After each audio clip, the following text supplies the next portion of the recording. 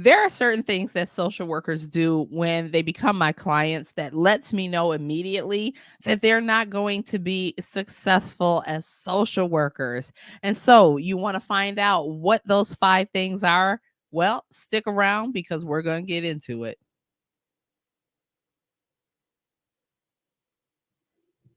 Welcome back to Masterclass Monday at the Social Work Entrepreneur Academy. And today we are going to talk about 5 things. Yes, five things that social workers do when they hire me or they come into my world in some type of way and we're working together. When they do these things, I know immediately that they're either going to fail at their entrepreneurial journey or there's going to be a lot of bumps in the road for them because these things are just not conducive with effective entrepreneurship. And they are definitely business pitfalls that I want to warn you about before you get started. So let's dig right into the first thing. The first thing that lets me know that they are going to fail, they don't understand the price of doing business. You'd be surprised how many social workers I've worked with who have come in and in their first session, they say, I'm not spending, like this is in the discovery call. They'll say something like, I'm not spending any money to learn how to do this. Okay. Um, where they do that at though? I'm just saying, you went to school and you paid money to learn how to be a social worker, and you didn't even really learn it there, right? You just learned the foundational stuff. You didn't really learn the job until you got out there. So it always shocks me when a social worker will tell me, I'm not paying anything to learn how to do any of this, but I want to learn how to do it. I want it for free. Okay, you're not gonna get much for free, especially when you want it for free, but then you want to charge people for your services. What, girl? Bye. Okay, so the first one is they don't understand the price of doing business. You have to spend some money to make some money. You can't go out and say, you know what, I want a clinical private practice, but first I got to make some money before I go get the building. Well, now you can because there's telehealth. But prior to there being telehealth, teletherapy, people had to go out. They had to lease an office space or sublet an office space. They had to do some things, right? You have to spend some money to make some money. You had to spend some money on your education before you ever made money as a social worker. But because this matrix tell you that that's how it's supposed to go, you'll do it without question, but when it comes to yourself, you won't take that same approach. So, when I hear this from social workers, I know that they are setting themselves up for failure. Why? Because you can't make broke money, scared money, don't make no money. You got to spend some money to make some money. Number 2, the second thing that I see that I know is going to lead them straight down the road to failure is they don't want to do the work. They will say things like, "Oh, I got off work and I was so tired I didn't have time." So you mean to tell me you went and you put in 8 hours, maybe seven and a half, maybe more to work for someone else, and you can't come home and just give yourself a half hour? Give yourself, if you know you're going to be burnt by the end of the day, give yourself a half hour before you go to work. But if you come and tell me, I didn't have time to do it, and you do that consistently, I know that you are going to be a failure in this endeavor because you got to do the work.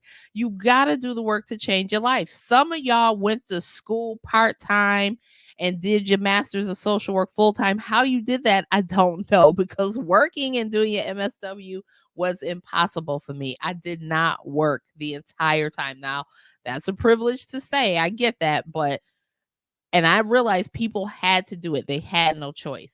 But if you can do that for that degree, then you can do that for yourself. Don't go out here if you really, truly, truly want to own your own life. You want to own your career. You want to own your hours. You want to own what you do. If you want to do that, then baby, you got to put in the work. It doesn't just happen because you have a desire for that thing. But I meet a lot of people. They will pay me money every month, thousands of dollars to meet one-on-one and show up and not do the work. I have people in my Patreon who'll pay hundreds of dollars every year. This is why I reduce. People think I reduced the price of my Patreon. I reduced the price of the Patreon because a lot of y'all don't want to do the work. And for an ethical part for me, I realized that it's a mindset thing. And so what we do in there is a lot of mindset work. Yes, I show you guys a lot of stuff that you need for your business, but we do a lot of mindset work to even get to the next phase because people have been groomed to go and bust their ass for their employer. And when it comes time to show up for themselves, they will let themselves down and self-sabotage each and every single time. So when I see this, I know that failure is on the horizon for them. Number 3, fear of judgment. This is really normal. When you are about to start an entrepreneurial endeavor, especially if you hang around people who are not entrepreneurs, if you don't have an entrepreneurial circle, you are going to have fear of judgment because you're doing something different. You're doing something outside of the norm of your particular crew, of the people you're around, of the feedback you get, right? And the feedback you get when you make this type of change and other people aren't doing it is judgment. Now, it could be that they just care about you and they're scared that, you might be doing something that's detrimental to your career. It could be that they're jealous. It could be that they've had failures and they're going to project that onto you. It could be so many things. And you know that this is going to happen. And so fear of judgment. Now, fear of judgment is normal. You do it anyway. It is the people who let the fear of judgment stop them that I know they're going to fail at this endeavor. So this could be the fear of, if I put a YouTube video out, what are they going to say? I'm scared to put the YouTube video out because it's not perfect.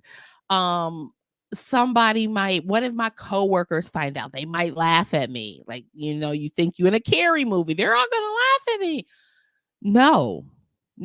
If you're letting that stop you, then that means you are letting other people dictate the trajectory of your life. And that's just crazy. Don't do that. Don't do that. You will end up a miserable person, right? So fear of judgment is normal, but you do it anyway. But when I meet people who don't want to do it anyway, when I meet social workers who come into my business for training and coaching and consulting, and they don't want to do that because of fear of judgment, then maybe I know failure is on the horizon. Number 4, and this is major, clout chasing. In my last video, or second to last video, I talked about how anybody could be an entrepreneur, but it's not for everybody. But right now, entrepreneurship is made to be sexy. Everybody is talking about it. Become an entrepreneur, be a girl boss. By the way, I hate that term, but they're talking about that, right? And you got a lot of people who go out here and they like the title of entrepreneur. They are a title person. You will find out they're title people because they're even title people at their job. The title drives them. However, the work, no, not so much, right? And so they're clout chasing. They like the entrepreneur title, but they scare as hell to put themselves out there. They have an immense fear of judgment. They have an immense desire to people please. And they really, really care about people's opinions and what they think. They just have low self-esteem. Not saying that they can't get there, but there's a lot of self-work that they need to do before they get there. But baby, because they clout chasing, they go and they jump into this entrepreneurial thing for the title, but it's a surefire way. It's a what did my mom used to say? They flying like a bat out of hell to get to failure. If you are clout chasing, you are surely destined for failure unless you change your clout chasing ways. So clout chasing is one that is always going to be on my list for failure. Next thing, last thing, fifth one, employee mindset. If you don't shift over to an entrepreneurial mindset, you are going to fail at being an entrepreneur. So, what do I mean by employee mindset? Some of the things I see the most common is when they start making money, they want to take the money right out of the business because they feel like they need to be paid back. It goes back to they don't understand the price of doing business. They feel like I did this work, I need to be paid. So they're still kind of exchanging that time for money in their mind. They're not reinvesting money back into their business. They're not reinvesting money by hiring the freelancer that's going to free up their time, right? They're not reinvesting in hiring the attorney that's going to help them scale the business, right? All they're thinking about is, I did this work, I put in all this time, I want to get paid. And it doesn't work like that, right? I laid it out to a friend on her transition to leave her business. She's making money in her business. She's in the first year of her business. And she like, I want to get paid right now. I want to pay myself back all the money I've put into my business. Well, how do you leave your job if you do that? Your business just started. You make about 60 grand a year. You need to save at least that in your business. So when you leave your job, you have your first year's salary to pay yourself.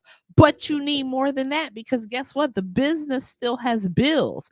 You still have to pay people. You still have things to do. So if you make 60 grand a year, and it takes about, we'll say you have a digital business, and in your first year, it's going to take you maybe $5,000 to run that business, right? That's paying a freelancer for some graphics, maybe a video editor, what have you. And that's on the low end of things, but we'll give it to you that you 5 grand. So you need to have at least 65 grand saved up in your business. Well, how you going to do that if in the first year you start taking money to pay yourself? So you can take a vacation to Jamaica or Africa or wherever you want to go, or so you can buy red bottoms or that new car or the things, right? You can't do that. How do you free up that 40 hours a week that you putting in for somebody else building their dream, building their bottom line, but not your own? So the employee mindset will F you up. Showing up like an employee, show up like a boss, think like a boss. And bosses are strategic. Bosses are thinking not about what they can do right now, but where they want to be in 5 years, in 10 years, and what does it take to get to that place. Bosses are trying to free up time because they understand that time is way more valuable than money. You can lose money. You could be a millionaire, lose all your money. And if you got the skill set, you could go back out there and make it again. Time, baby, once it's gone, it's gone. You're not getting any of it back.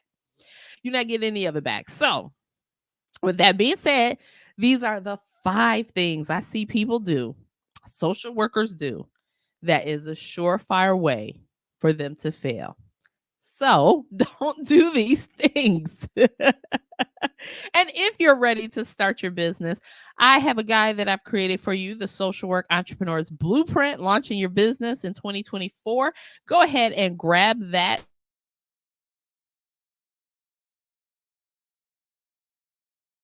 information. And until next time, this is your girl, Michelle, saying, stop waiting. The time is now. Start your social work business. Bye for now.